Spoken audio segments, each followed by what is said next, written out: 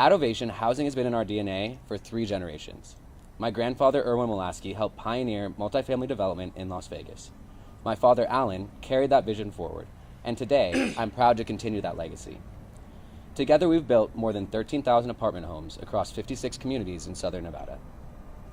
So when we say Nevada needs more housing, we speak from deep experience. AB 540 is about building more. It's a supply-side solution at a time when supply is the problem. And the data is clear. Apartments are workforce housing. When Governor Lombardo's team began crafting this legislation, they engaged with Ovation and other developers to understand what's truly blocking production and where opportunity lies. We were proud to help elevate the voices of those in the missing middle. Now, if you've heard that term and wondered what it actually means, the missing middle refers to the Nevadans who earn too much to qualify for low-income housing, but not enough to comfortably afford today's rents. These are our teachers, our nurses, public employees, hospitality workers, the backbone of our communities, and our neighbors. AB 540 is designed for them. It establishes a new category of affordable housing, attainable housing, targeted at those earning up to 150% of area median income. For many in that 80 to 120% AMI range, apartments are not just a preference, they're the only feasible option in today's market. Unlike deeply subsidized housing, market rate apartments are scalable, sustainable, and flexible. They don't require years of layered financing or depend on limited public subsidies. They can get built and fast. AB 540 recognizes that. Just as importantly, this legislation puts real dollars on the table. $200 million to unlock projects that have stalled due to today's challenging interest rate environment. That funding is critical to getting shovels back in the ground. Governor Lombardo, thank you for your leadership, for listening to the development community, and for putting forward a common sense, pro-housing plan that can actually move the needle. At Ovation, we're proud to support AB 540, and we're ready to help deliver the housing Nevada needs. Thank you. Governor?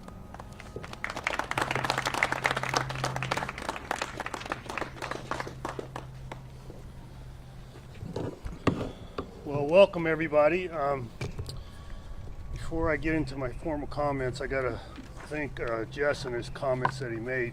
One of the things I don't have inclusive in my comments is what he mentioned, how prior to this session, affordable housing has always been a focal point of mine, but inclusive of that is what is currently going on nationwide. Affordable housing, attainable housing is, if you look at polling data across the board, no matter what subject matter it is, affordable housing comes to the top, rises to the top. And do we want to do that in a myopic view, or do we want to open it up and get everybody's opinion, especially the subject matter experts in the field, to determine what is the best approach to solve the problem? And we did that. As a matter of practice in my administration, whenever it's a particular issue, we bring the folks in the community together to help develop the solutions on what the issues are, and without the government interjection. Because quite often we lose sight of what success looks like in the government process, or we're ignorant to the reality of what is occurring out in the community. So I think it's important for people to realize that, and this group to realize that, and the press to hear that. This isn't an idea that just came from myself. It came from everybody in the community that knows the business. And it's important for that to occur in order that we ensure we have success with the ideas. So with that being said, I'll provide you with some formal comments and as we process through here. So good afternoon, everyone. First, allow me to thank Jess. Where's Alan? Alan, thank you. Thank you. And Ovation Development for hosting us today at Heirloom, right? You got it. Yeah, I practiced that. At Heirloom at Pebble Apartments. This is a brand new development of affordable senior apartments in its final phase of construction. And I understand you'll be open in the next 4 weeks. Correct? Correct. And I call upon the press to take the opportunity to walk around this project, so you could have a very comprehensive understanding what we're trying to achieve in the attainable housing space at the conclusion of the press conference here. So Jess and his dad Alan and the entire team at Ovation are doing incredible work in increasing the supply of apartments, affordable housing, and affordable senior housing in Nevada. And for reference, this is affordable senior housing at this location. Ovation properties are top notch, and they reflect great design, and quality. They also represent what we can get done when government and industry partner together for the good of our communities. Jess, thank you for hosting us today, and thank you for your partnership. Thank you, sir. As you may know, each legislative session, the governor is generally allotted 5 key bills to introduce. This year, I'm introducing bills to expand health care, lower the cost of housing, implement accountability as standards go in education, and diversify our economy and strengthen public safety. So each one of those key subject matter falls back to what I alluded to at the beginning of this. We're bringing in partners and subject matter experts to define the solutions versus identifying the problems. And we're here today to discuss the first of those 5 bills, which is the Nevada Housing Access and Attainability Act, also known as Assembly Bill 540. And for reference, it will be introduced tomorrow at the legislature at 5 p.m. So all my support will be there. Well, at least I asked them to be there. So before I get into this bill's details, I want to thank all of the industry partners I have here with me today. One being Jess and Alan, Steve Acroft. Steve, thank you for being here. Steve is my administrator of the Nevada Housing Division. Tina Frias, the CEO of Southern Nevada Home Builders Association. Thank you, Tina. Peter Guzman, the president of the Latin Chamber of Commerce. Peter, thanks. And Tommy White, everybody knows Tommy, secretary treasurer of the local 872 laborers. Today, all of these leaders will share why they're excited for this housing bill and the positive impact it will have on their industry. To get into some details, what is that? Oh, over there. To get into some details, my bill creates and establishes the Nevada Attainable Housing Fund and Council. The fund will dedicate $250 million in state resources to support the development of over $1 billion of affordable workforce and attainable housing. $1 billion plus. Woo! And I'm sure the press is going to have an infinite number of questions of what that means, $250 million, and the multiplier associated with it. And Steve will get into those details and help you better understand that as I finish my comments and bring him forward. The fund supports these efforts through grants, loans, and rebates, prioritizing impactful projects that address Nevada's most pressing housing challenges. My bill also expands the definition of what affordable housing is in the state of Nevada. My bill expands affordable housing eligibility to households earning up to 150% AMI, area median income, which will support essential workers like teachers, nurses, and first responders. The middle mile, correct? The missing middle.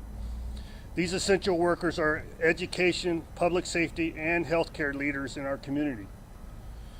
And they deserve access to affordable and attainable homes in the very neighborhoods they serve. My bill also authorizes the Housing Division to lower income thresholds as interest rates fall and affordability improves. So it's nebulous. It's not nebulous, it's a living document, the ability to adjust depending on the economy. And to further support housing development, my bill mandates an expedited review and permitting process for attainable housing projects across all relevant state agencies and regulated utilities. I'm serious about cutting red tape, and I think my track record proves that. Since taking office, my administration has streamlined 447 regulations and repealed 643 of them. Yeah. There we go. I think it's important. That's a big deal. Every head official that comes into government talks about regulations and the inability to do quick, good, quality business as a result of over cumbersome regulations. And we're actually doing something about it.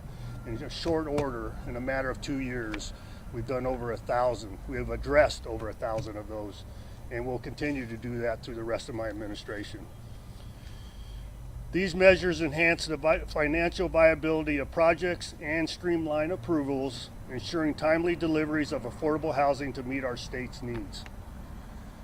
My bill also seeks to address unique housing needs in rural Nevada. My bill establishes enhanced licensing reciprocity for contractors in rural Nevada, specifically in regions identified as having an acute workforce housing supply shortage.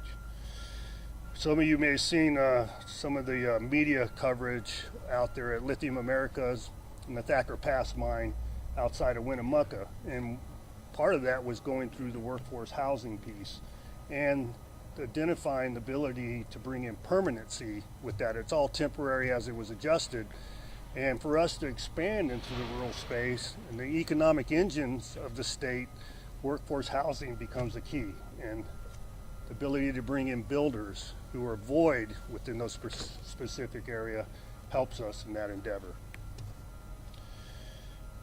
By streamlining the licensing process for qualified out-of-state contractors in these designated areas, my bill ensures that critical housing projects can access the skilled labor needed to address housing shortages effectively and without unnecessary delays. As our state grows and our workforce develops, those seeking new jobs and opportunity in rural Nevada should have an ample housing options to choose from. And while advocating for my legislation, I'll also continue to hold the line against policies that will take us in the wrong direction, like rent control. Hear, hear. Did everybody get that? And construction defect changes. So, two key components in the hindrance of what we're trying to achieve. Lastly, my housing plan also calls for continued collaboration with the federal government to release more federal land for housing development in Nevada. As I've said before, 85% of Nevada's land is managed by the federal government, which has previously limited our ability to expand on housing availability. Elizabeth, can I mention the text message I got from my chief of staff here? So, quite often you'll hear administrators say we're talking to the Beltway, we're talking to the federal government, we're talking with our partners attempting to achieve what our goals are, in particular the release of federal land. So as early as today, we had an agreement, an MOU with the Bureau of Land Management to identify, codify the state lands that are available within the state of Nevada. And they asked us to be a signatory on the MOU, and they anticipate it'll be signed by May 1st. All right. Which Let's go. And you've heard me all along the way talk about that conversation, and I'm proud to say it's actually happening. And we know how slow the federal government is to react, and that's understandable in a lot of aspects because there's a far-reaching authority that goes there, but in this case we've had more accomplished in this short period of time with the Bureau of Land Management than we have had in several years. So I'm very, very happy to report that to you today. So just last week this is additional, I requested that Nevada be added to the Joint Task Force on Federal Land for Housing so that Nevada can be an active part of the conversations with the U.S. Department of Interior and the U.S. Department of Housing and Urban Development.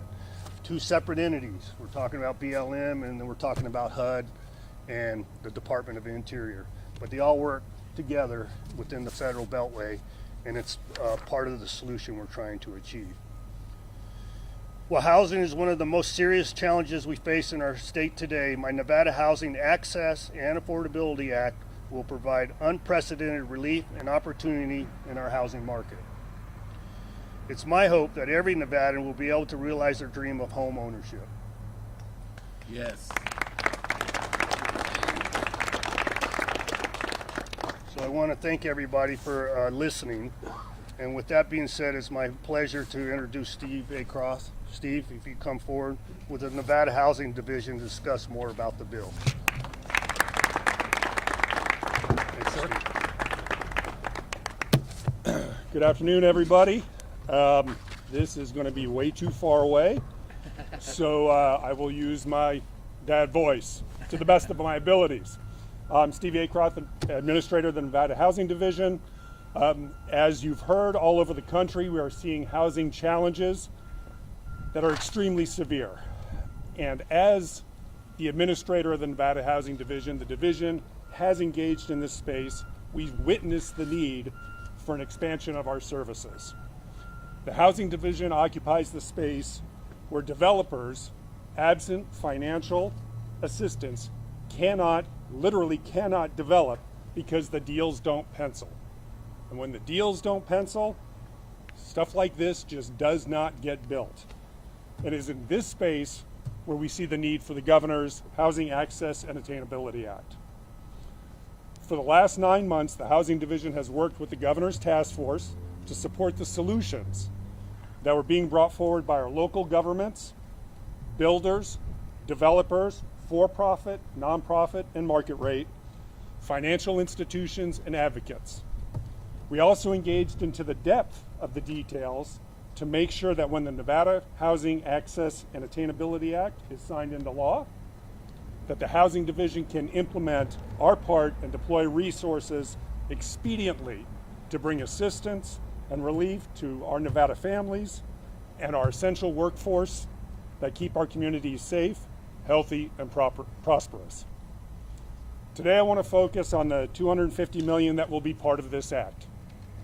First, let me start by saying that the details I'm sharing with you are merely a framework.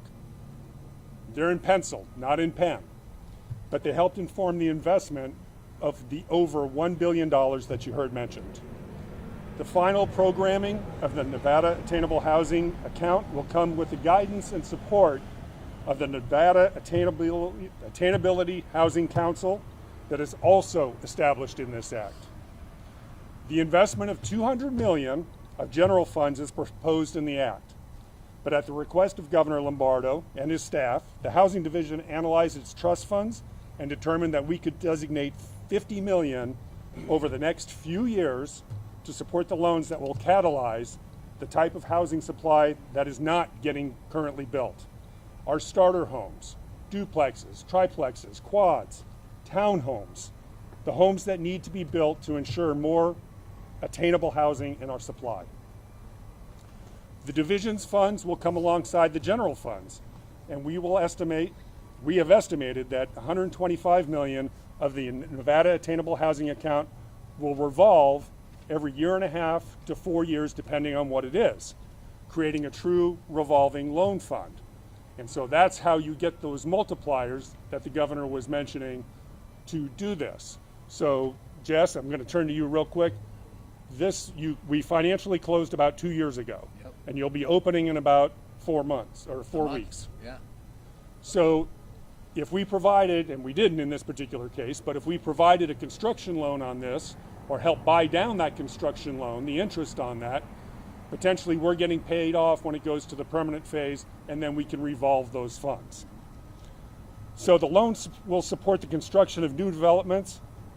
Those will remain assets of the division's trust, so we can continue to issue the hundreds of millions of bonds annually for home ownership and multifamily rental housing that were part of this construction. Supply is the top priority and the foundational solution for our housing crisis. The governor and the task force recognize that supply tomorrow will not necessarily ease the pains today. And with that, the remaining $125 million has been imagined initially as potential loans, matching grants, down payment assistance, rental assistance, supportive housing advancements, and rebates to support Nevadans across the income spectrum of up to 150% area median income. This is a major shift for the Housing Division, but one that makes sense in these economic times. The addition of a higher income tier allows the Housing Division to target its programming support for many of the essential workers in Nevada who work really, really hard, but make too much money for any assistance, but still can't qualify for a mortgage. Working through the task force recommendations, the Housing Division estimates that for every dollar invested through the $250 million fund, there will be a leverage ratio of over 5 times, which provides program impacts of well over $1 billion. Or to put it in numbers we can all appreciate, over the next 4 years, this $250 million investment will support about 16,000 Nevadan households through new home construction, access to home ownership, access to stable housing through critical rental assistance, and supportive services. And so with that, I will now turn it over to Tina, unless you'd like to do that. Just one thing, Steve, can you clarify, there's also a tranche of funds within the $250 million that is supplied to local entities, local government, as matching grants. It's important for people to realize that, because a lot of your counties and cities operate in this space in their own functionality, and to help but have that assistance that come from the state, it means it's inclusive of several more edifices or residences that we're trying to address. Tina, please come forward.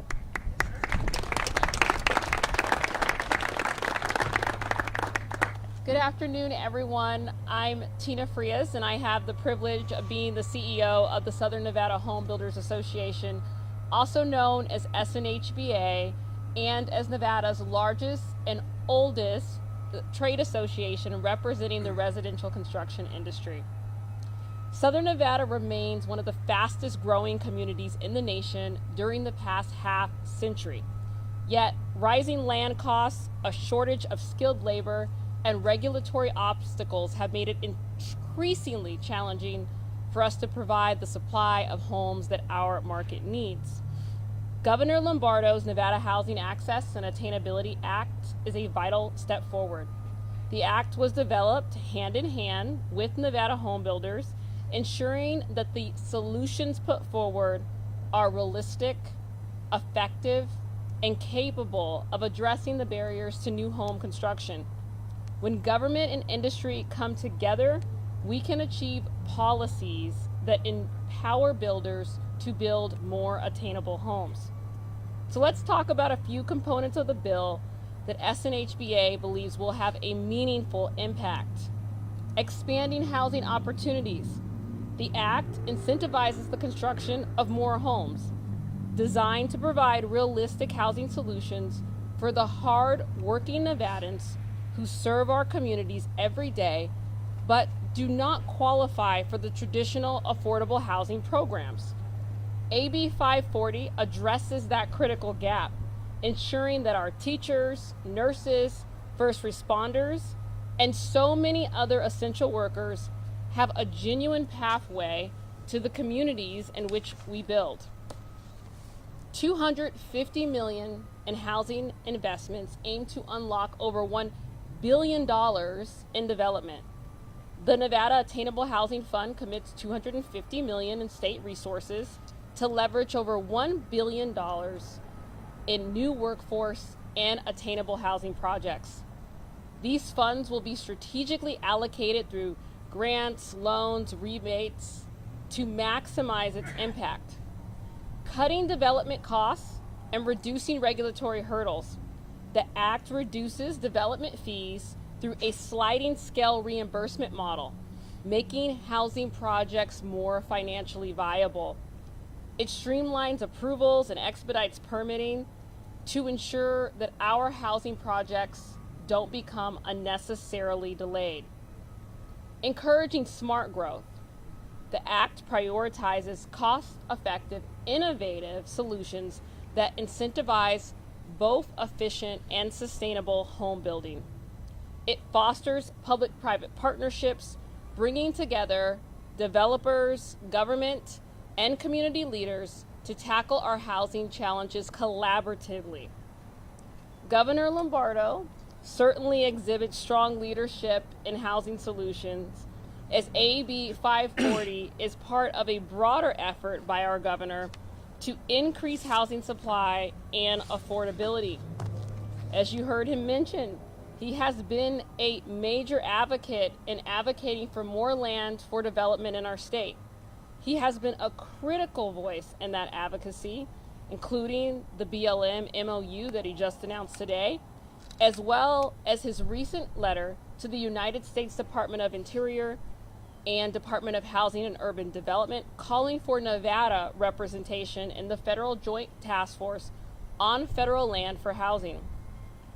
SNHBA recognizes that solving Nevada's housing crisis will require a unified effort. We need the right policies, smart investments, and regulatory reforms to build homes faster, more affordably, and at the scale that our community needs. That's exactly what the Nevada Housing Access and Attainability Act is designed to do. Simply put, AB 540 paves the way to homeownership for more Nevadans. By reducing barriers and unlocking the full potential of our state's home building industry, this legislation seeks to deliver real relief. It's a balanced, forward-thinking approach that supports builders, strengthens communities, and makes quality housing more attainable. SNHBA is proud to support this legislation and to continue to work alongside Governor Lombardo to make this vision a reality. Thank you so much. And with that, I would like to invite up Peter Guzman. Is that okay, Governor? Okay.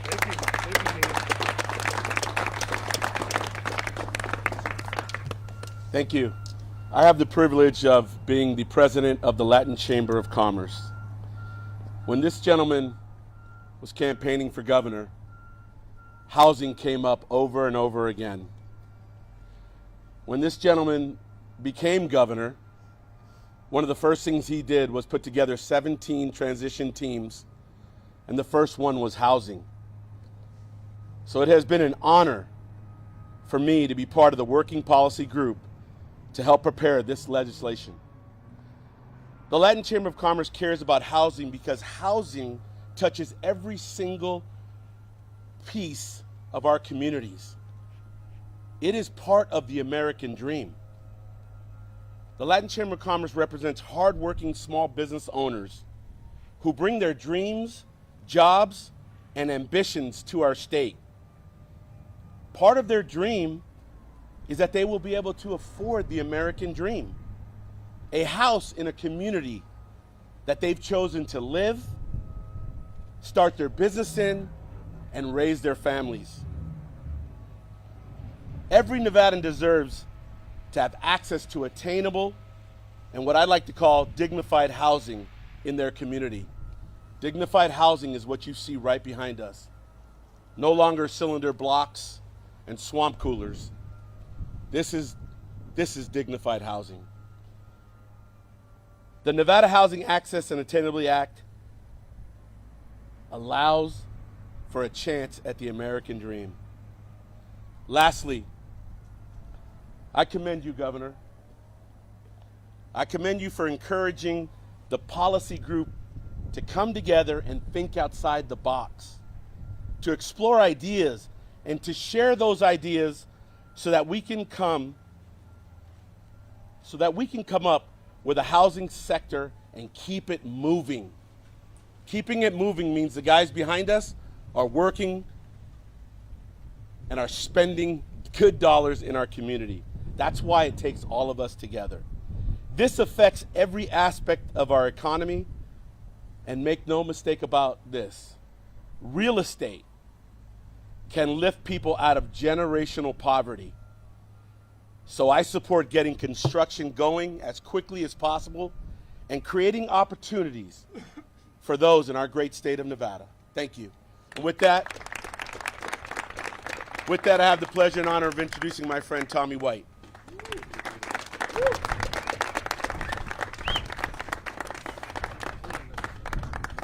The governor tells me to keep it clean, so I was hoping that it was going to rain or the wind was going to come and I wasn't going to be able to have to do this. So I thought I got out of public speaking when we were done with the Raiders stadium. Not quite yet. So a couple of things. First of all, I want to thank everybody for showing up for this. This is very important to the governor, not only to the governor, but also to our community for several reasons. I'll start with Local 872 has been around since 1937. And if we go back, a lot of the building that was done in Las Vegas prior to building resorts was housing. And we did it. And if Southern Nevada Home Builders looks back in their agreements, you will find agreements with Labor's Local 872. And it was a big part of the growth of our union. We used to do all the infrastructure. We did the gas lines. We did the plumbing. And we've done that for a lot of years. And then the boom hits Las Vegas in the 90s. And what does all the unions do is forget about the housing, which brings us where we are today. we feel confident that once this bill gets passed, and we're going to support this bill, and we're going to be right with the governor on this, that we'll be able to build these homes, build these buildings. Unlike other states, if you know anything about Las Vegas, we can build them better, and we can build them faster, and we can build them without any problems. We've learned that on several of these major projects that we have here. So we're looking forward to pushing this bill for the governor, not only pushing the bill for the governor, but pushing the bill for all of the construction workers and all the essential workers out there that need affordable living, that need a place to go. And we believe we can build these fast, get them done. With the governor's bill, with the timeline being cut, we can do these probably faster than anywhere else in the United States. Thank you, everybody, and I want to thank the governor also.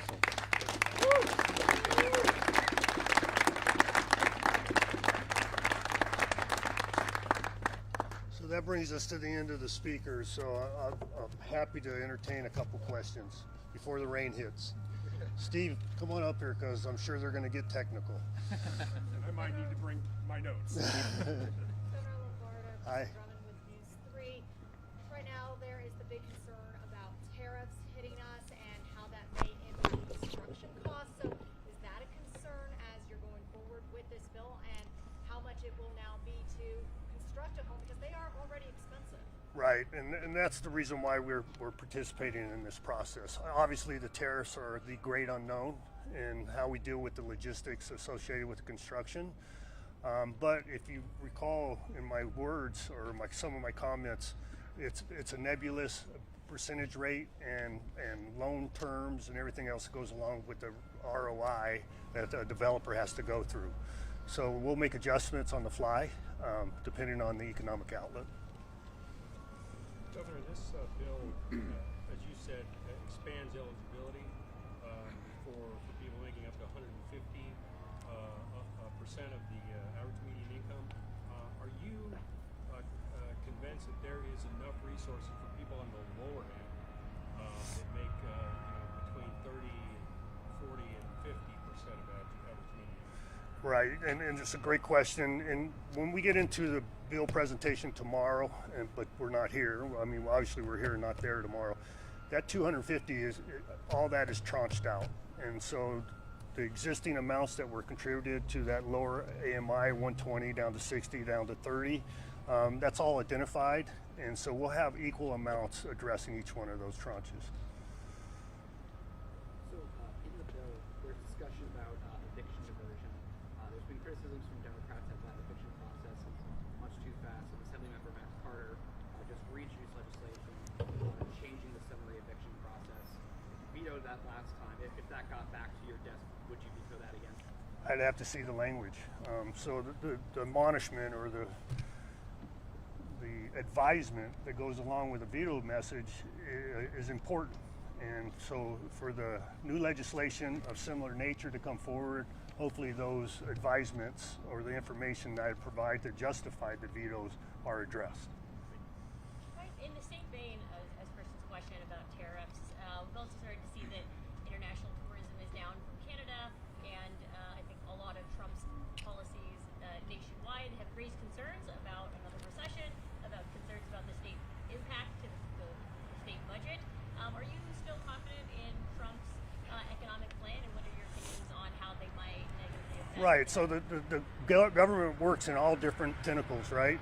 Different spokes of the wheel, and you have financing that goes along with that, and you have to triage or determine what your priorities are. And when we were having the conversations not long ago about Medicaid, Medicare, and what services would be addressed if we had some issues that came out of the Beltway reference that space. So you have to identify what the priorities are, and housing is a priority.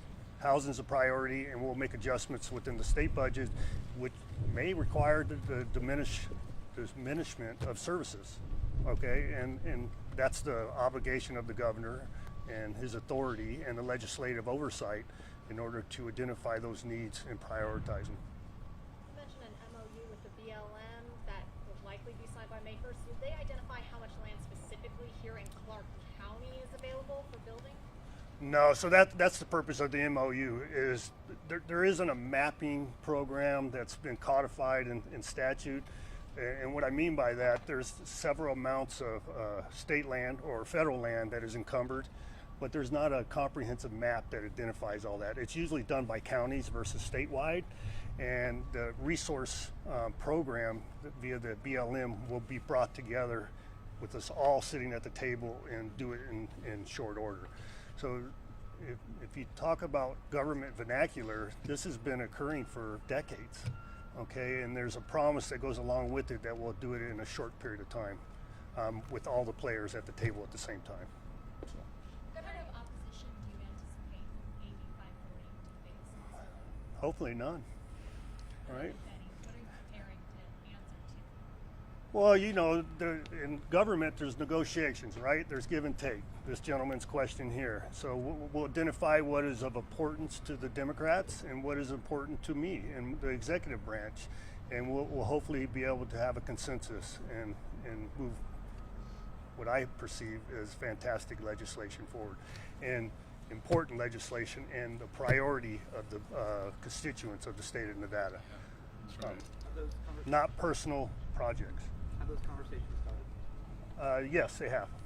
Yes, they have. Governor, you mentioned the influence of out-of-state investors on the housing market in your State of the State address. How does this bill address that concern of yours? It's separate and apart. This bill doesn't particularly identify that particular issue. Have you considered at all, giving preference to local builders or local contractors? Yeah, so I mean, if you read the bill in its entirety, it's codified with that vernacular. But back to the corporate or the outside investors, that becomes a tax and a fair tax spread, and how you encumber taxes and how you receive taxes, and in the Constitution it's identified. So it's hard to separate one particular entity and make sure that everybody's addressing investment and encumbrance fairly.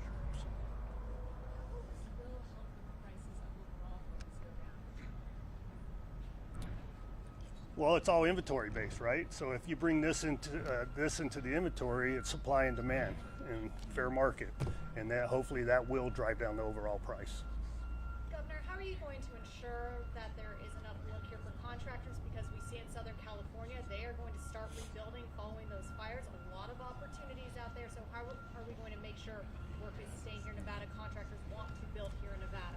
Exactly what Steve just identified and Jess identified. It's that return on investment, the ability to pencil it out. And with the program and incentives provided by the government to go into that equation, it'll be more profitable for him to be in this space versus another space. And then when you go out into the rural areas where we have a workforce deficiency, hopefully the processing of the permitting and the ability to get boots on the ground sooner than later versus the encumbrance regulations that go and the zoning that goes along with it will be able to make it more profitable. One of the big issues we deal with, Kristen, is you get approval, you purchase the land, and then it's the easements and the permitting and the zoning requirements that go along with it, and that's dead time that the developers are spending money. Staging supplies, staging resources, identifying equipment that has to be on scene. If we can speed up that process, that makes it a better return on investment. The Review Journal reported recently that the largest single homeowner in Clark County is a New York hedge fund. Does that concern you at all? And is there anything the state can do about that? Well, yeah, that was the question that was presented, right? Yes, it is, and we have some language in this existing bill that identifies that, but it's going to require a separate piece of legislation to better understand the tax implications on that and the ability to get past the tax implications. And I know the Democrats are bringing forward some legislation in that same space too, but there's going to be some due diligence that goes along with it. Can locals, say you're a local teacher, firefighter, whatever it may be, and they already have a home, maybe a condo, but they want maybe a bigger home, but they want to keep their apartment to rent out, would they be able to qualify, or would this only be for first-time home buyers necessarily? Never mind. So the current programs are really designed for first-time home buyers. as Mr. Guzman indicated, to develop that generational wealth. But how are you going to make sure these are the first-time home buyers? There's federal rules regarding those.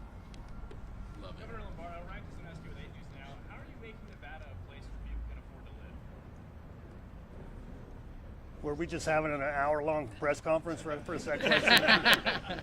This is what we're doing right here. This is what we're doing. We're putting people to work. We're developing ideas to ensure that they stay at work and they have a long-term job. It's just not a short-term job, and expanding upon the economy. And the overall consensus of this is diversification of the economy, and that's education, right? Jobs that pay well versus just traditional low-paying jobs that have a vision for your quality of life, right? Education, jobs that pay well, and making it affordable for them to purchase a home to ensure that they remain within the state of Nevada and they have a good quality of life. Thank you, guys. Good job, Jeff. Good job, man. Peter Guzman. Tommy White, good to see you guys. Thank you, Jess. Anytime you want, check it away. Now let's go build something. Hey, me too. Good job. Can you get a copy of her comments? There was a couple paragraphs in there I want to steal You from like her. my comment? Still on my free. That's a big compliment. You got it. Absolutely. That was great. You did fine.